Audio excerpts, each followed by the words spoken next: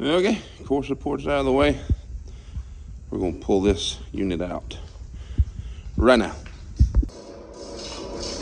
All right, that was the old 305, and it's 100. Oh, got another ground. Oh. And it's 165 horse. I got. Yep. She's been puking some oil.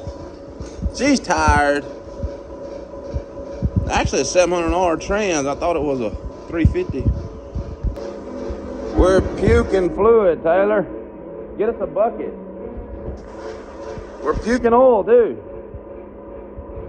That was a valve cover. Gasket went bad. Horrible oil filters. Don't do those. Catch that ATF running out. Oh, that's just awful. How do we get into these situations? Alright, we're fixing to split the two. Truck's going out to the pressure washer. Motor's going to get put on a stand and dealt with in a future episode. But she is out. Alright. Can anybody make sense of that code? Usually like a 3970010, but I don't know what that is. And it's pretty clean. I don't know. I'm not sure what that is. We could see if it was numbers matching, but really can't see that either. Okay, doggy. She is down to this point. Now we got a clean. She's a bit crustable. It's really making my mouth water. I'm gonna do that one.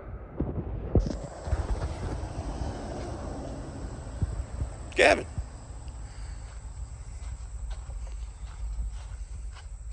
She's a big girl. We gotta get on these floors. Okay, that's gonna do it for this piece. We've got this part stripped down. Now we can get this wire tucked away, tidied up, get the firewall stripped and cleaned and primed, get it painted, and then we'll be ready to drop that new motor in. We'll go ahead and put a new seal on that trans while we got it down. You're already down this far, might as well replace it. I didn't know it was 700R. I was thinking that was a turbo 350. I guess it could be, but that's a TV cable though. That's 700R4. So this girl's got an overdrive. Nice. All right, she is in the shop. She's getting ready for the bodywork part. I know right off, this door is not where she needs to be. She's been rubbing. That's not a good line. And you can feel slack in this pin. Right. See that? So we're going to remedy that. We've got a dent on top's got to get pulled. The outside seems to be really good. We've got to replace these floors, and finding a pan is proven to be quite difficult. I can find one for a truck, but a truck doesn't have that latch for the seat. So we may have to make this and utilize the shape of the floor. Wherever we're flat, we can just do flat. We may have to hammer dolly out some of these shapes. We wanted to look as stock as possible, but we want to get rid of this rust. And up here, same story. I can't find anybody that makes a panel for that. And I may have a parts blazer. If it pops up, I think there's one available. If we can get it, what we may do is cut this section off of it and replace this one, and cut the bed caps, and which we could build that. That's not a terrible build to do, but it might be quicker to cut one out, put one in. And the floors on the other, and I guarantee you, is worse than this is. All these blazers seem to have bad floors. Tops leak. Top's gonna leak on every one of them. Okay, so we're fixing to get started on that. we've got the bottom clean, the frame's clean. We still got to wire brush it and sand it. But again, we're gonna do this one on the frame, but we're gonna do it as best as it can be done. She's gonna be pretty.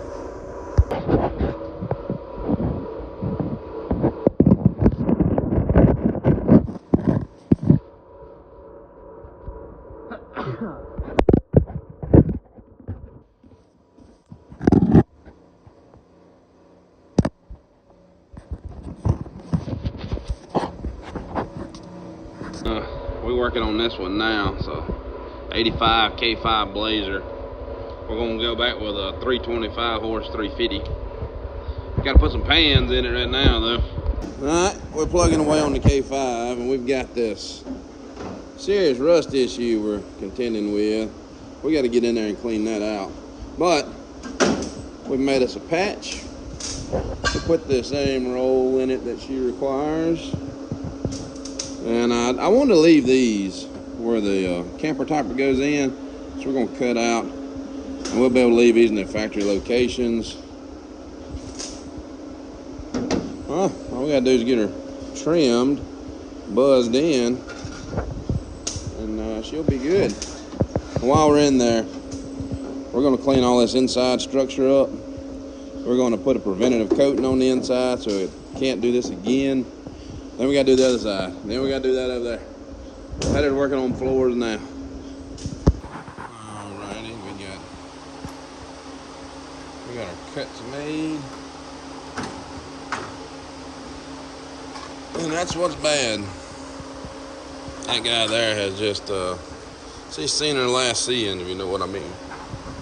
But down inside, it's really pretty good. We just need to clean all that up. We'll throw some converter on it. And then we'll slap this guy down. She's already cut to fit. A little buzzing, a little hammering and dollying, and just the slightest amount of mud. And then this old girl is rust free.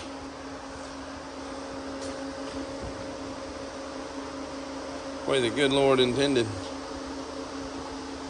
Now, I don't know. All I can figure is that foam pad that goes between the camper top and the bed just sat there so long that it ate it from the top side down.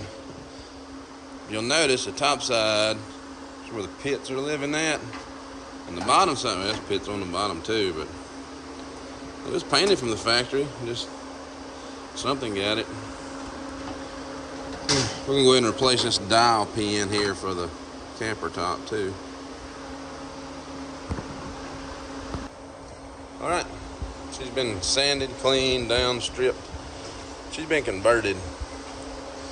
Now it's time to get this old gal in place, get her slick mode, get her buzzed in. Look down that thing, look at that slick.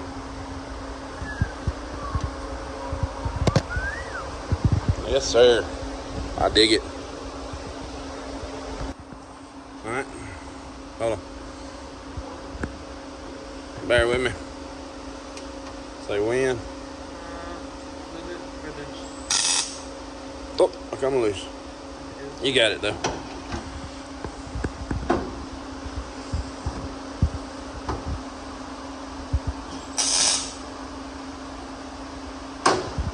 Very nice.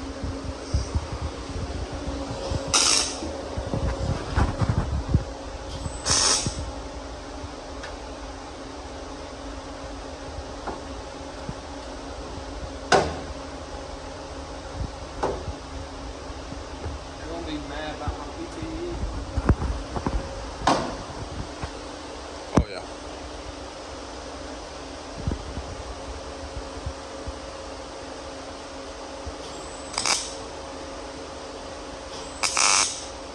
And see, the whole idea of this is you can't run a bead. If you run a bead, you're gonna warp the whole side of this bed. So the trick is to tack and let it cool. And some people even go as far as take a wet rag and put on it, or some compressed air, and I'm not against that either.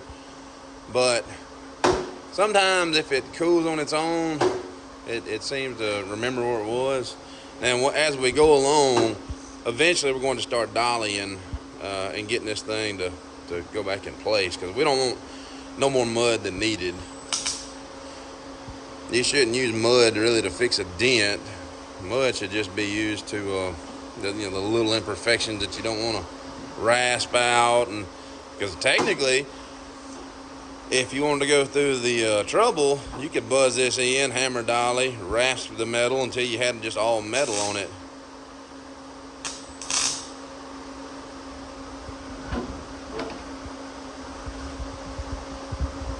Looking good.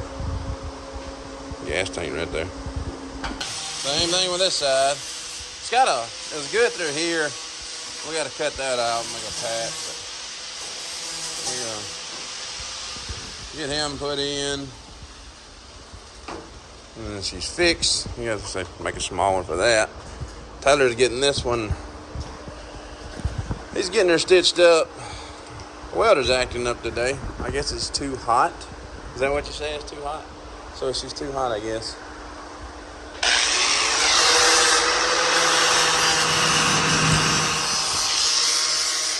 And we got this side just lightly tacked. So we got to cut this guy out and get him replaced. But so far, so good. This side is on. She's buzzed shut. We're going to clean her up some more. We're going to start some hammering and dollying, but she's pretty close. She does not need much of anything. We've been dollying as we went along. It's going to be a nice body line. Alright, we're in the process of fixing this panel where the top meets.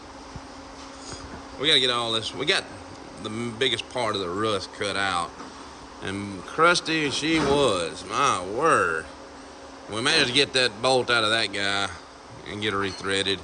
And we've cleaned, stripped, and wire brushed, and we threw a nice coat of rust converter. And we're going to kind of work it as we go. So if we run into rust, I know there's some on his edge. We're going to up cutting this guy out. We'll clean, we'll patch. This is going to be tricky. I haven't found anybody that makes this piece for this back here. So we're going to copy off our one good one. We know it rises up and goes down. It rises up and goes down. It rises up and goes down. So we're going to copy that out of a piece of sheet metal, get this arch back in it, and we'll buzz her back in up here where we got her cut. We'll grind it. We ought to be good to go. And with a little bit of persuasion, we got her back. We got good metal. We got it treated underneath it. That whole piece has been put in. We got the dents made the way they're supposed to be. Now, happy with it. We'll do a little bit of mud work, a little grinding, primer, and she'll be ready for paint. All right, the K5, the Focus. There we go. All the rust repairs are done. She's finally rust free, and she had a little more than we thought it was gonna have. We've got the first prime on, and this is really just a block prime for us. We got it as straight as we could with guide coats and long blocks. We throw this high build 2K to it, and we'll end up blocking this down with an 80 just like it was mud. And time we get it blocked, we'll find any discrepancy we got to fix later. So we're gonna let this sit and cook. And the next video will be long blocking, fixing what we missed, and getting ready for this paint job that's coming. It's a beautiful blue color he picked out. I think it's called Freedom Blue or some derivative of that. That's her though. That's one step closer.